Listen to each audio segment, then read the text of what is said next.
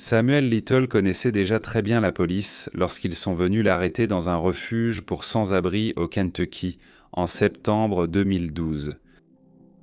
Criminel de carrière, Little enfreignait la loi depuis son enfance. Ce qui avait commencé par de petits vols et des effractions a rapidement dégénéré en enlèvement, agression et finalement en meurtre. Comme beaucoup de condamnés qui ont commencé leur vie criminelle alors que la technologie de l'ADN n'en était qu'à ses débuts, ils n'auraient jamais pu prévoir que de telles techniques médico-légales causeraient sa perte. Il n'a été identifié comme tueur en série que lorsque la police de Californie a prélevé son ADN à la suite d'une accusation liée aux stupéfiants. Avant sa mort, Little a avoué le meurtre de 93 personnes sur une période de 35 ans. Mais qui était exactement Little et qu'est-ce qui l'a conduit à devenir l'un des tueurs les plus terrifiants d'Amérique ? Dans ce documentaire, nous cherchons à explorer ces questions et bien d'autres en examinant l'affaire terrifiante de Samuel Little, le tueur en série le plus prolifique de l'histoire des États-Unis.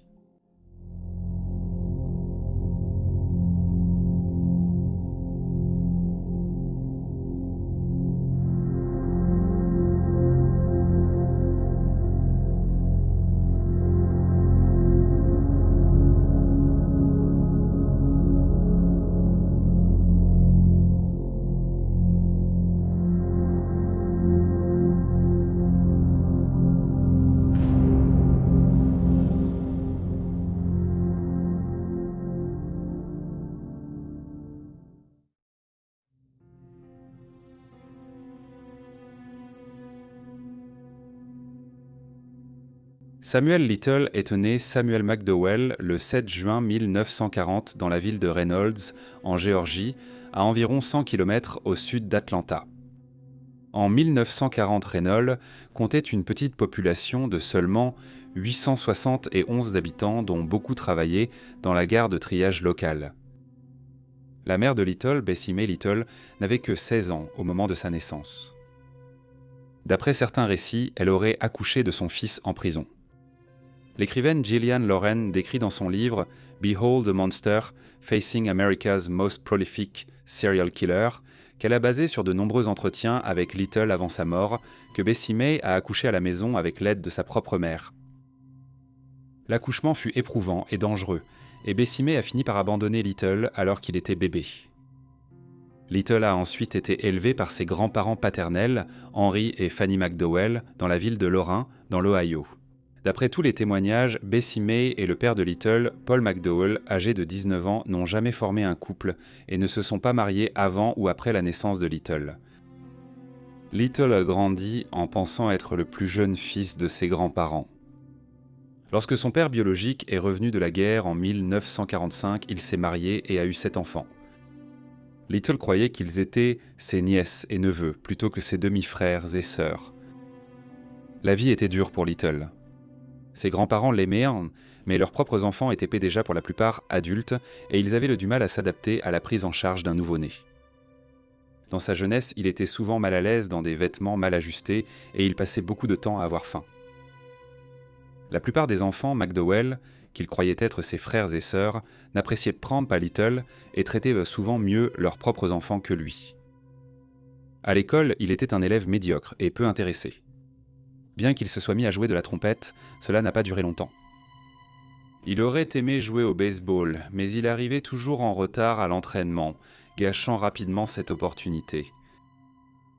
Il a été allégué que, durant son enfance, Little aurait subi des abus sexuels de la part d'un oncle, mais on ignore s'il s'agissait d'un cas isolé ou d'un problème récurrent tout au long de son enfance. Little a entamé sa carrière criminelle à 8 ans. Il a commencé à ouvrir les capots des véhicules du quartier, à retirer les batteries et à les vendre pour 75 cents pièces. C'est à cette époque qu'il a développé un intérêt pour le cou des femmes et des filles autour de lui. Plus tard, il a raconté aux enquêteurs qu'un jour à l'école, il a eu sa première érection en regardant sa maîtresse de maternelle se toucher le cou. Sa fétichisation des coups a rapidement commencé à le tourmenter. Après son arrestation en 2012, Little a raconté aux forces de l'ordre qu'il avait déjà rêvé de tuer une camarade de classe qui s'était caressé le cou en se moquant de lui. Puis, adolescent, il feuilletait un magazine de faits divers lorsqu'il est tombé sur une série de photos montrant une jeune femme étranglée. Par la suite, il a accroché la photo au mur et a commenté que la jeune femme de 18 ans avait un beau coup. Au début de 1954, à l'âge de 13 ans, Little a été envoyé à la Boys Industrial School, un centre de rééducation près de Lancaster, dans l'Ohio, après avoir été surpris en train de voler un vélo. Il était inscrit sous le nom de ses grands-parents et, sur sa fiche d'écrou, il était indiqué que l'endroit où se trouvait sa mère était inconnu. À l'école de rééducation, les élèves partagèrent leur temps entre apprentissage et travail manuel. Les enfants vivaient dans des cottages faisant office de dortoir plutôt que dans des cellules, chaque cottage étant supervisé par des garçons plus âgés et séparés selon la race. L'école se décrivait comme étant fondée sur l'idée du système ouvert. Les enfants vivaient presque de façon indépendante et étaient autosuffisants, cuisinant avec les récoltes cultivées et récoltées sur une ferme située sur la propriété. Ils préparaient leurs repas et apprenaient à coudre et réparer leurs vêtements. Et l'école proposait des études professionnelles intéressantes, notamment la forge, la menuiserie, la cordonnerie et la couture. Il n'y avait pas de gardiens, seulement des garçons plus âgés appelés parents de foyer. Des activités extrascolaires comme la boxe et les exercices au pas étaient proposés. Le but des élèves était d'obtenir le moins de rapports disciplinaires possible et, en gros, de gagner des points pour leur bon comportement. Mieux ils se comportaient, plus ils rentraient vite chez eux. Cependant, Little s'est vite imposé comme un fauteur de troubles. Il répondait aux adultes, se battait et était souvent envoyé travailler à la ferme en conséquence. Les enseignants ont vite constaté que le garçon de 13 ans n'était motivé ni par les récompenses ni par les menaces de conséquences. Malgré son mauvais comportement, elle a finalement été libérée à l'âge de 15 ans après avoir passé environ 19 mois à l'école de rééducation. À cette époque, il a appris que ses prétendus parents étaient vantés ses grands-parents et que Paul, qu'il pensait être son frère aîné, était en réalité son père. Après l'école de rééducation, Little a poursuivi son comportement criminel destructeur. À la suite d'un incident où il a cambriolé un pressing et volé 2 costumes et un chapeau à l'âge de 16 ans en 1957, il a été condamné à 17 mois à l'Ohio State Reformatory. Durant son séjour, un codétenu l'a aidé à s'entraîner à la boxe. Il mesurait déjà 1,83 m, rapide et fort, intimidant bien qu'il ne soit pas encore adulte. Il était surnommé The Machine et The Machine Gun. Pendant son incarcération, Little a aussi découvert son intérêt pour l'art. Un codétenu lui a demandé de lui apprendre à se battre. En échange, le codétenu apprendrait à Little comment dessiner. Lorsqu'il a quitté la prison, il était un artiste prometteur et un boxeur en pleine ascension. Cependant, dans les années suivantes, Little connaîtra davantage de problèmes judiciaires. Il a été libéré sur parole en 1965 à l'âge de 25 ans et à sa sortie, il a pris un emploi à l'usine sidérurgique de Lorraine avec son grand-père Henry. Bien qu'il détestait ce travail, il a pris sur lui et a patienté, espérant que sa carrière de boxeur décollerait bientôt. Ce ne fut pas le cas. En attendant, il a rencontré une femme mariée nommée Jackie Pellerin. Plus tard, en repensant à son mariage et à ses relations suivantes, Little a remarqué qu'il se distinguait en étant excité sexuellement par le cou des femmes, contrairement à la plupart. Il a dit qu'avec le temps, il évitait de regarder leur cou pour ne pas blesser la femme qu'il aimait. Cela aurait apparemment conduit à une vie sexuelle terne entre Little et Jackie, ainsi qu'avec ses petites amies suivantes. À la fin des années 60, après avoir agressé une femme qu'il avait failli étrangler à mort, Little et sa femme sont partis à Miami, en Floride, où vivait alors Bessie May. Après avoir appris l'emprisonnement de son fils, Bessie May avait écrit à Little pour lui proposer une chambre dans sa pension. Mais cela aussi fut de courte durée. Ils sont vite retournés dans l'Ohio, où Little était toujours recherché en lien avec l'agression. Les charges ont été abandonnées, mais Jackie avait déjà lancé la procédure de divorce. Les années suivantes, Little a mené une vie plus itinérante. Il a erré dans différents États, occupant des petits boulots comme employé de cimetière. En voyageant plus souvent, il avait davantage d'ennuis avec la justice. Il a été arrêté dans 8 États pour des crimes tels que conduite en état d'ivresse, fraude, vol à l'étalage, racolage, vol à main armée, viol et agression aggravée. En 1975, il avait été arrêté 26 fois dans 11 États différents.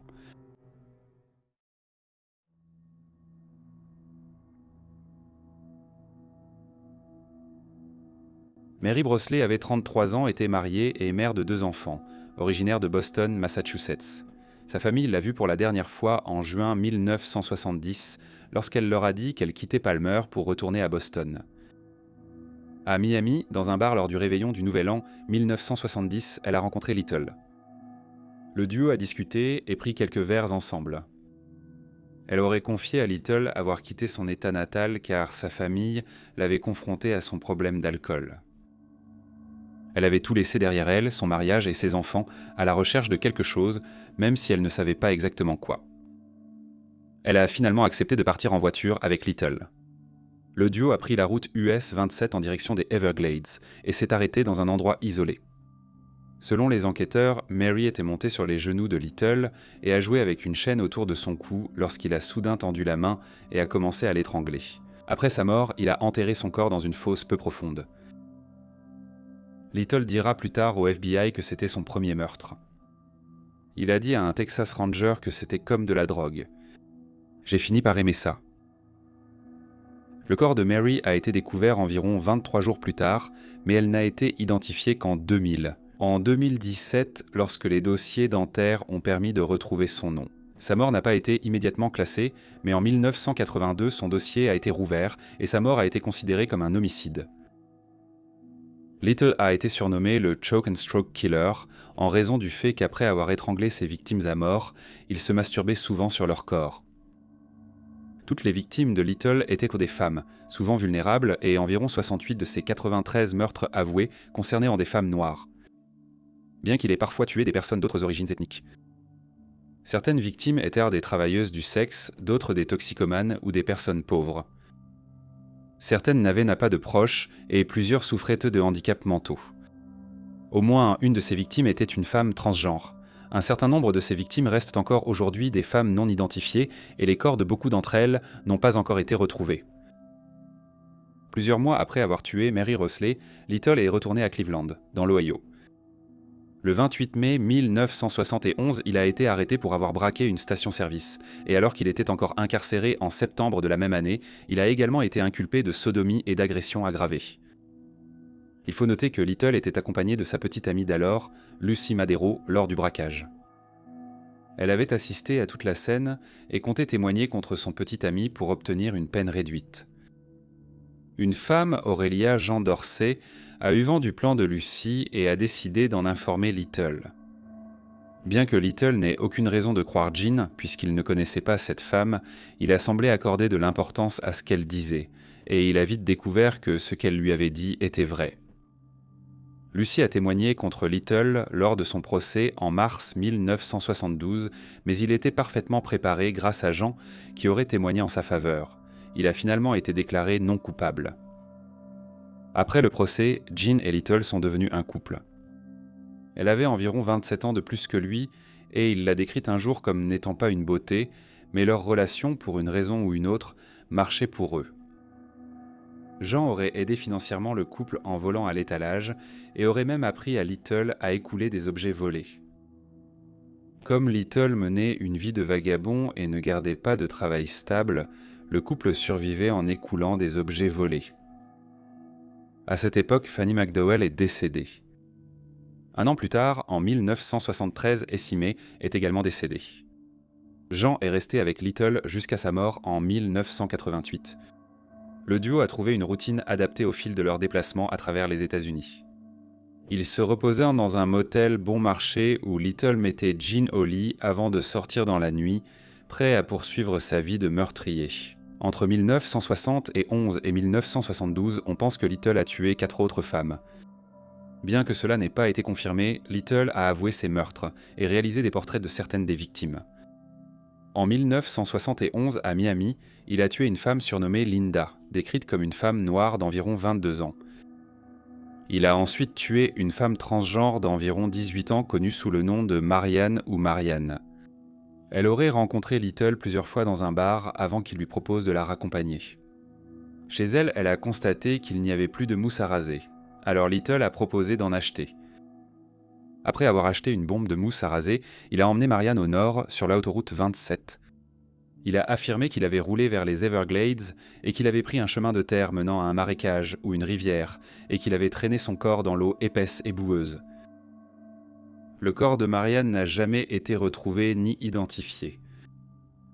Peu de temps après, Little a attaqué et tué une femme noire inconnue qui aurait peut-être été affiliée à l'armée de l'air, tandis qu'en 1972, il a tué une femme blanche non identifiée dans le comté de Prince George, dans le Maryland. Elle avait environ 20 à 25 ans et venait peut-être du Massachusetts.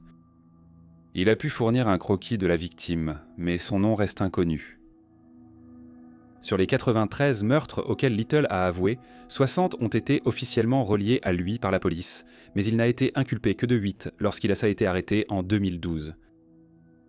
Le premier de ces 8 meurtres a eu lieu en octobre 1982, lorsque Annie Lee Stewart, âgée de 32 ans, a été étranglée par Little à Cincinnati, dans l'Ohio. Son corps a été enterré dans une zone boisée à Grove City. En 1984, il a assassiné Mary Jo Payton, âgée de 21 ans, après leur rencontre dans un bar. Little l'a ensuite emmenée dans une usine désaffectée où il l'a étranglée et a jeté son corps en bas d'un escalier. Ses restes furent retrouvés en juillet de cette année-là, quelques mois après sa mort. À l'été 1987, le corps de Carol Linda Alford, âgée de 41 ans, a été retrouvé dans une ruelle à Los Angeles, en Californie. Elle avait été dévêtue de la taille vers le bas et battue, mais elle est morte par strangulation. En août 1989, Little a laissé le corps d'Audrey Nelson Everett, âgée de 35 ans, derrière une boîte de nuit à Los Angeles. De la même manière que Carol Alford, Audrey était nue à partir de la taille et avait été frappée à la tête avant d'être étranglée. Les abrasions sur sa peau suggéraient qu'elle avait été traînée sur une surface rugueuse avant de mourir, et sa longue liste de blessures comprenait une vertèbre brisée.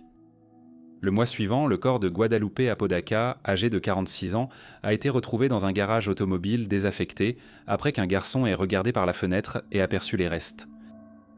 Il a été établi que son meurtrier s'était agenouillé sur sa poitrine et l'avait étranglé, provoquant une crise. Comme les 2 précédentes victimes, elle était nue du bas du corps. L'année suivante, le 28 juillet, une femme de 30 ans nommée Zena Marie Jones, qui avait disparu de Memphis, Tennessee au début du mois, a été retrouvée morte en Arkansas. Des pêcheurs ont trouvé son corps près du Mississippi. Au moment de la confession de Little, il affirmait que Zena était une travailleuse du sexe d'environ 28 ou 29 ans et qu'il était allé la chercher dans un hôtel de Memphis. Il l'a ensuite étranglée dans sa voiture et l'a jetée dans la rivière en Arkansas. Zena a finalement été identifiée en 2022. Les 2 dernières victimes pour les meurtres desquelles Little a été inculpé sont Rose Evans et Denise Christie Brothers. Rose avait 32 ans lorsqu'elle a été assassinée à Cleveland en août 1991. Little lui aurait proposé de la raccompagner, l'étranglant dans son véhicule avant d'abandonner son corps dans un terrain vague. Denise avait aussi 32 ans et était mère de 2 enfants.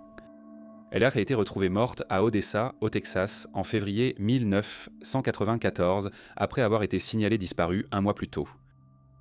Little a aussi avoué de nombreux crimes dont les victimes restent non rattachées à des corps retrouvés ni à des dossiers de personnes disparues. Selon Little, à l'automne 1982, il a rencontré une femme noire à la Nouvelle-Orléans. Elle avait entre 30 et 40 ans, mesurait entre 1,73 m et 1,75 m et pesait environ 73 kg. Elle portait une robe boutonnée et avait les cheveux mi-longs. Il a dit qu'ils s'étaient rencontrés dans un club lors d'une fête d'anniversaire et qu'il lui avait proposé de la raccompagner, ce qu'elle a accepté. Little se souvenait que la femme vivait avec sa mère qui était malade et elle lui avait donné les clés de sa maison, bien qu'on ne sache pas pourquoi. Little a emmené la femme dans une zone boisée, l'a tuée et y a laissé son corps. 2 ans plus tard, à Los Angeles, Little a étranglé une femme noire, petite et corpulente.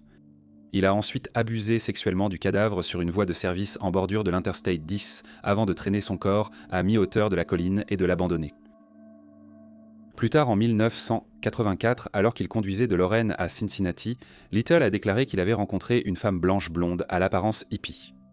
Il l'a décrite comme ayant environ 25 ans, mesurant entre 1,68 m et 1,70 m et pesant entre 59 et 77 kg. Elle a dit à Little qu'elle devait aller à Miami, en Floride, où vivait sa mère.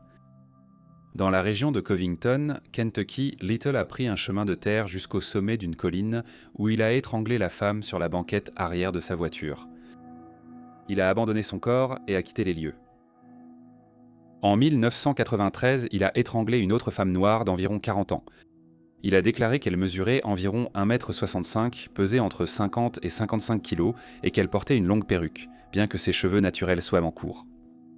Little se souvenait que la femme avait un fils, âgé entre 19 et 23 ans, et qu'il l'a étranglé dans une chambre de motel à Las Vegas, Nevada.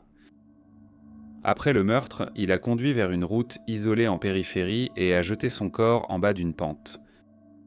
Les enquêteurs ont déclaré qu'il est probable que son corps n'ait jamais été retrouvé. Little a affirmé qu'en 1992 ou 1994, alors qu'il se trouvait à Little Rock, dans l'Arkansas, il a étranglé une femme noire de 24 ans. Il l'a décrite comme mesurant entre 1,65 m et 1,70 m et pesant environ 90 kg. Il a dit être resté plusieurs jours avec elle et qu'ils avaient volé à l'étalage ensemble, ajoutant que son nom était peut-être Ruth. Après avoir tué la femme, il a laissé son corps près d'un champ de maïs. La dernière de ses victimes, encore non rattachée à un cas précis et non confirmée, est une femme blanche que Little a tuée à Los Angeles en 1996. Il l'a décrite comme mesurant 1,55 m et pesant 50 kg. Après l'avoir tuée dans la salle de bain d'une maison vide, il l'a déshabillée et a tenté d'abuser sexuellement du cadavre, mais il n'a pas réussi à le faire. Il a laissé son corps assis dans la baignoire avant de prendre la fuite.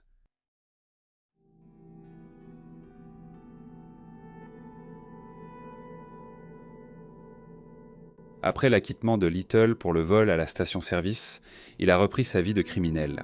Le 11 septembre 1976, une femme s'est rendue à la porte d'une maison et a frappé à plusieurs reprises, implorant de l'aide.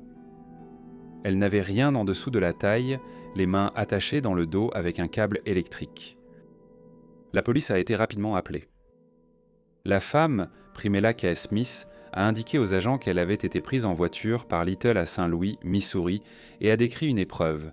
Il l'avait étranglée par derrière avec un câble électrique, forcée à monter dans sa voiture, où elle avait été battue jusqu'à l'évanouissement et violée.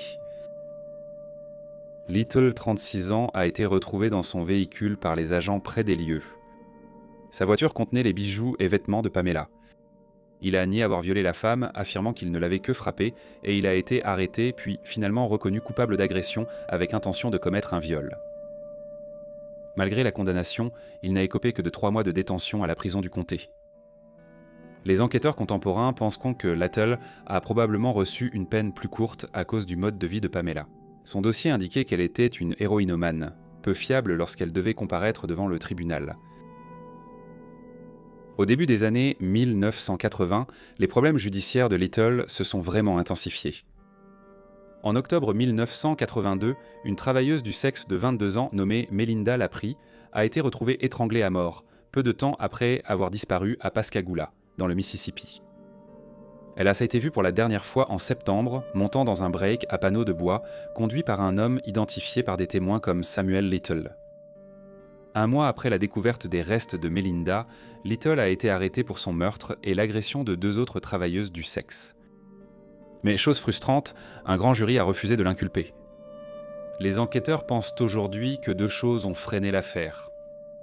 La première était la difficulté à déterminer l'heure précise du décès, tandis que la seconde était que les jurés considéraient tomber les témoins, dont beaucoup étaient nés des travailleuses du sexe, comme peu fiables. Après sa libération, Little a de nouveau été inculpé. Il a été extradé en Floride après la découverte du corps nu et couvert de bleu de Patricia Ann Mount, 26 ans, atteinte d'un handicap mental, dans un champ. Des témoins ont vu Patricia boire un verre avec un homme identifié comme Little, avant qu'elle ne monte dans sa voiture, le même break à panneaux en bois vu dans l'affaire Melinda Laprie. Le Gainesville Sun a indiqué qu'un expert en analyse de fibres a témoigné au procès que des cheveux sur les vêtements de Patricia correspondaient à ceux de la tête de Little.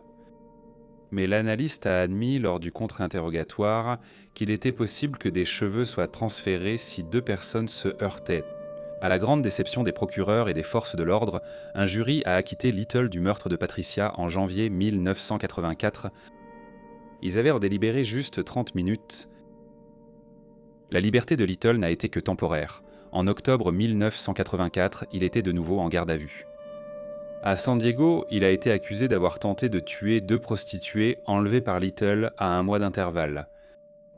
Les 2 femmes ont été emmenées dans le même terrain vague, agressées et étranglées. La première femme, Lori Barras, âgée de 22 ans, a été jetée sur un tas d'ordures et laissée pour morte, mais elle a survécu. La deuxième femme a été trouvée inconsciente à l'arrière de la voiture de Little, qui a alors été arrêtée. Bien que les affaires aient été jugées ensemble, le jury n'a jamais rendu de verdict. Little a plaidé coupable à une accusation moindre d'agression ayant causé de graves blessures corporelles et de séquestration. Bien qu'il ait été condamné à 4 ans de prison, il n'a purgé que 2 ans et demi et a été libéré conditionnellement en février 1987. Il a ensuite déménagé à Los Angeles, où il avouerait plus tard avoir assassiné au moins 10 femmes, dont certaines pour lesquelles il serait finalement condamné, notamment Carol Alford, Audrey Nelson et Guadalupe Apodaca. En 1991, Little a été arrêté et inculpé de vol aggravé après avoir volé un paquet de cigarettes à Lorain, dans l'Ohio, et frappé quelqu'un alors qu'il tentait de prendre la fuite. Il a écopé de 2 ans de prison. Entre cette période et 2006, il a eu divers autres problèmes avec la justice dans 7 États différents, notamment pour vol, vol à l'étalage, larcin et conduite en état d'ivresse. Son dernier meurtre a eu lieu en 2005 lorsqu'il a étranglé à mort une femme nommée Nancy Carol Stevens à Tupelo, dans le Mississippi. 2 ans plus tard, il a été arrêté à Los Angeles pour possession de cocaïne et a plaidé coupable. Il n'a pas suivi la désintoxication exigée par le tribunal, entraînant l'émission d'un mandat d'arrêt. Pendant des années, Little a échappé à la police, mais il a finalement été retrouvé dans un refuge pour sans-abri à Louisville, dans le Kentucky, en septembre 2012, après avoir utilisé un distributeur automatique de billets dans une supérette à proximité. Peu après, il a été extradé en Californie pour répondre à l'accusation liée à la drogue à laquelle il avait échappé.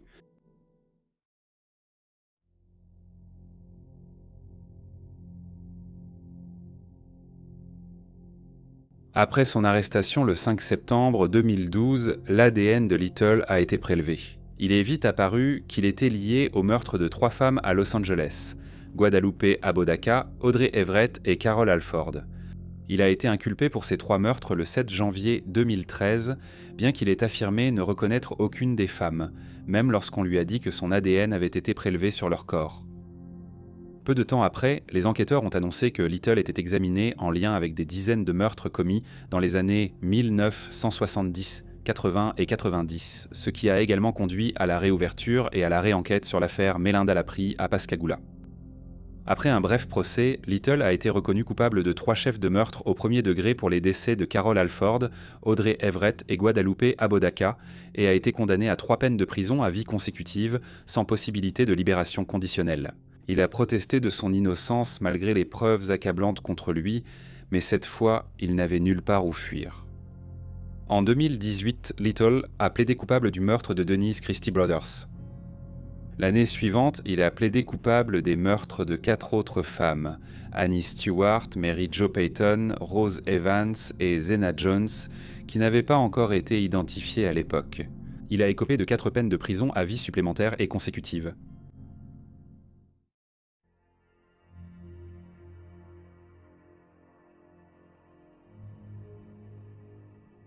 Little a purgé ses peines à la prison d'État de Californie dans le comté de Los Angeles jusqu'à sa mort le 30 décembre 2020.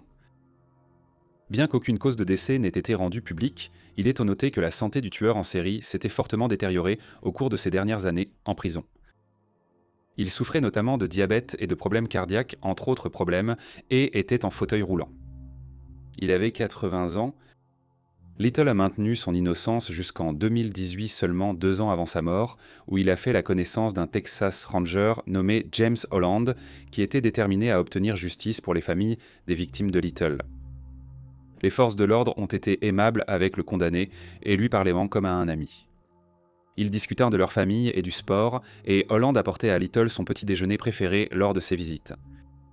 Holland appelait toujours Little Sammy, un surnom affectueux que sa famille lui avait donné pendant son enfance. Le tueur a fini par faire confiance au ranger et a avoué avoir cessé de compter ses meurtres à 84, précisant qu'il y en avait certainement d'autres après cela.